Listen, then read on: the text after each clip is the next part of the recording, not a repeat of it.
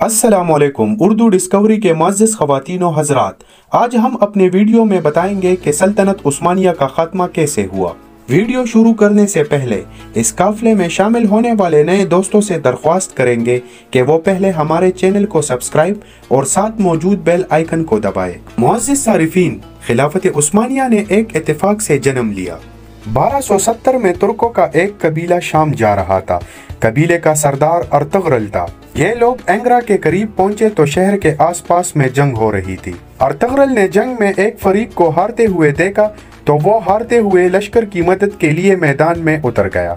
तुर्की सिपाही मजलूम लश्कर के लिए गैबी इमदाद साबित हुए और चंद घंटों में ही जंग का पांचा पलट गया। हारने वाले जीत गए और जीतने वाले हार गए। अर्तगरल को जंग के बाद मालूम हुआ कि उसने तातारियों के खिलाफ साजूक बादशाह सुल्तान अलाउद्दीन की मदद की है। सुल्तान अलाउद्दीन एहसानमंद हुआ तो उसने दरियाई सिगारिया का बाई जानिब का सारा इलाका अर्तगरल को इनायत कर दिया। ये इलाका बाद में सऊद कहलाया। अर्तगरल पूरी जिंदगी सुल्तान अलाउद्दीन का वफादार रहा। उस्मान गाजी अर्तगरल का बेटा था। ये 1288 को अर्तगरल के वफात के बाद सऊद का हुक्मरान बन गया। ये भी अपनी वालिद की तरह सजूगों का वफादार रहा। सुल्तान अलाउद्दीन 1300 में तातारियों के हाथों मारा गया। साजूक सल्तनत खत्म हो गई। उस्मान गाजी ने खुद मुख्तारी का ऐलान कर दिया। 1326 में बहुत शहर फतह किया। चिनार के दरख्त के नीचे बैठा और खिलाफत उस्मानिया की बुनियाद रख दी। ये खिलाफत 1326 से 1922 तक 596 साल तक कायम रही। खिलाफत उस्मानिया ने 37 सुल्तान पैदा किए। खिलाफत उस्मानिया तारीख की शानदार तरीन खिलाफत थी। इस खिलाफत ने जहां इस्लामी दुनिया को बहुत कुछ दिया, वहां उसने 596 साल इक़्तिदार के दौरान मजहबी रहनुमाओं की एक मनफी क्लास भी पैदा कर दी। ये बेलजक और शिद्दत पसंद मुल्ला थे। ये तब्दीली, तरक्की और साइंस को गुनाह समझते थे। ये लोग आहिस्ता आहिस्ता खिलाफत के जड़े पकड़ गए और फिर एक वक्त ऐसा आया कि जब पूरी सल्तनत इन उलमा के रहम करम से चली गई। ये लोग क्यों पैदा हुए? इसकी वाहिद वजह तुर्क सुल्तानों की मजहब पसंदी थी। तुर्क सुल्तान इस्लाम की मोहब्बत से सरशार थे। आप इनकी इस्लाम से मोहब्बत के 3 वाक़यात मुलाहिज़ा कीजिए। खिलाफत उस्मानिया 1326 को कायम हुई। सुल्तान अव्वल ने 1516 को शाम फतह किया और सुल्तान को खाने काबा की कुंजियां पेश कर दी। जुम्मे का दिन था। मेंबर से सुल्तान सलीम के लिए साहिबुल हरमैन शरफैन का खिताब नशर हुआ। सुल्तान तड़प कर उठा और कहा, मैं कौन होता हूँ? हरमैन का साहिब कहलाने वाला। मैं खादिम हूँ, मुझे खादिम कहा जाए। इमाम ने फिक्रा दुरुस्त किया और सुल्तान सलीम को खादिम हरमैन शरफैन का खिताब दे दिया। दूसरा वाक़या भी सुल्तान सलीम से मुतालिक था। सुल्तान सलीम ने 1517 में मिस्र फतह किया।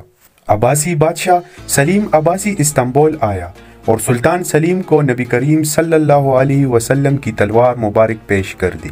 तुर्क सल्तनत को कायम 191 साल हो चुके थे, लेकिन तुर्क सल्तनत गाजी कहलाते थे। तुर्कों ने नबी अकरम सल्लल्लाहु अलैहि वसल्लम की तलवार मिलने के बाद खुद को सुल्तान और खलीफा कहलाना शुरू कर दिया। तीसरा वाक़या सुल्तान सुलेमान अली शान तुर्कों का सबसे बड़ा सुल्तान था। यह सुल्तान रोज़ाना अपने हाथों से कुरान मजीद तहरीर करता था। सुल्तान सुलेमान ने अपने ज़िंदगी में 8 कुरान मजीद तहरीर किए।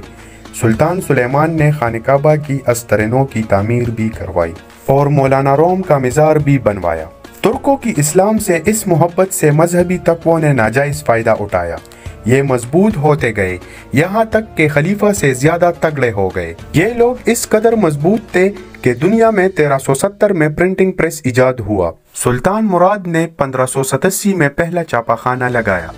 उलमाए कराम ने प्रिंटिंग प्रेस के खिलाफ फतवा जारी किया। बादशाह ने मिन्नत समाजत की तो उलमाए कराम ने छापाखाना में सिर्फ यहूदी और ईसाई लिटरेचर छापने की इजाज़त दे दी। उलमाए कराम का कहना था कि ये शैतानी मशीन है, हम इस शैतानी मशीन पर कुरान मजीद और हदीस छापने की इजाज़त नहीं दे सकते। यह फितवा 140 साल तक कायम दायम रहा। 1727 में मोहम्मद सईद नाम के एक दानिश्वर ने तुर्किश प्रिंटिंग प्रेस से अरबी की एक किताब शाया करा दी। ये तौहीन उलमाए कराम के लिए नाकाबिल बर्दाश्त थी।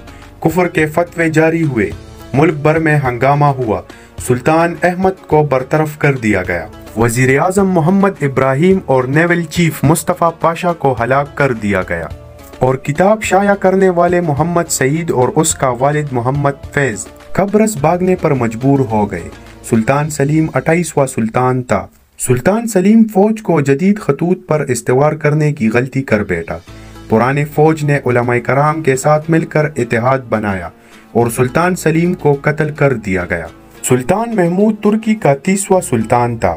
سلطان نے ترکی میں جدید طب اور سرجری کی بنیاد رکھی اور مقامی سرجنوں کی تربیت کے لیے یورپ سے سرجن اور ڈاکٹرز منگوائے۔ علماء کرام اس توہین پر پھر بکر گئے اور سرجری کو غیر اسلامی قرار دے دیا۔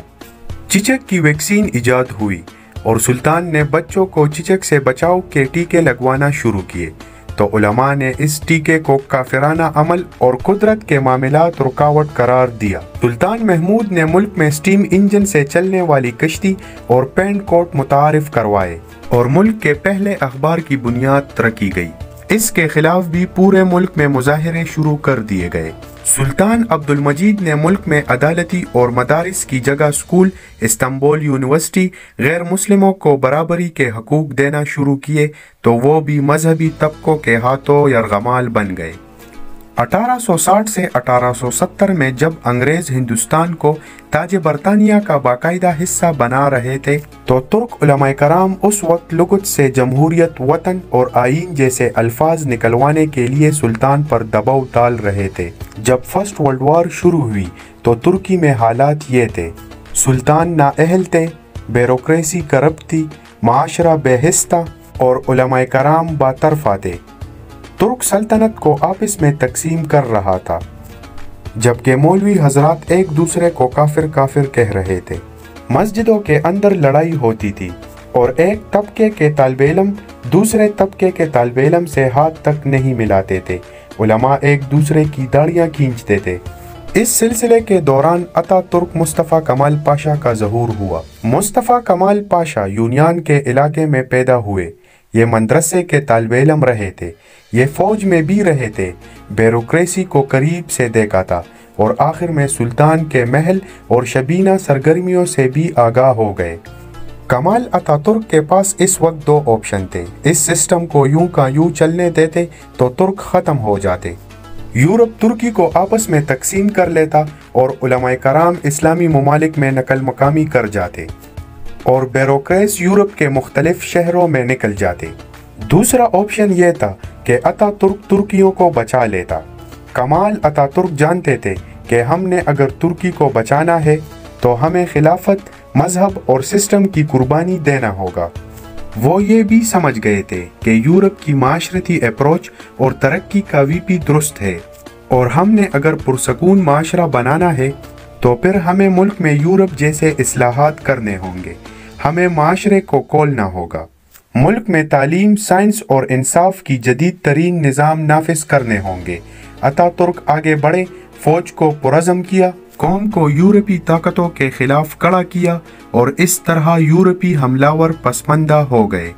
ترکی بچ بھی گیا اور آزاد بھی ہو گیا۔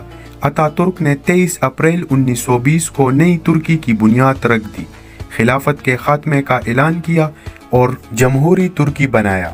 ترک آئین سے مذہب کی شک خارج کی، ترکی زبان کا رسم الحق عربی سے انگریزی کیا، ترکی زبان بنایا، عورتوں کا پردہ ختم کر دیا گیا، مدارس بند کر دیے گئے، مذہبی تعلیم پر پابندی لگا دی، اسلامی لباس کو غیر قانونی قرار دے دیا گیا، ملک کے تمام مساجد حکومتی کنٹرول میں لائے گئے، علماء کرام کے خطبوں اور تقریروں پر پابندی لگا دی گئی۔ اتا ترک کا خیال تھا کہ ترکی کے لوگ مذہبی ہیں، یہ میرے اصلاحات آسانی سے قبول نہیں کریں گے، لیکن یہ خدشہ غلط ثابت ہوا۔ عوام نااہل حکمرانوں، کرپٹ بیوروکریسی اور شدت پسند علماء کراموں سے تنگ تھے۔ انہوں نے نہ صرف اتا ترک کے اصلاحات کو خوشامدید کہا بلکہ سکون کا سانس بھی لیا۔ ترکی میں فوج 2005 تک با اختیار رہی، مذہب ریاست کے کنٹرول میں رہا۔ کنٹرول کے اس 25 برس نے ترکی کو اسلامی دنیا کا لیڈر بنا دیا۔ یہ سب اتا ترک کے بے جھجک فیصلوں کا کمال ہے۔ ایسے مزید ویڈیوز دیکھنے کے لیے ہمارے چینل کو سبسکرائب، لائک اور شیئر کریں۔ آپ سے ملاقات اگلی ویڈیو میں ہوگی۔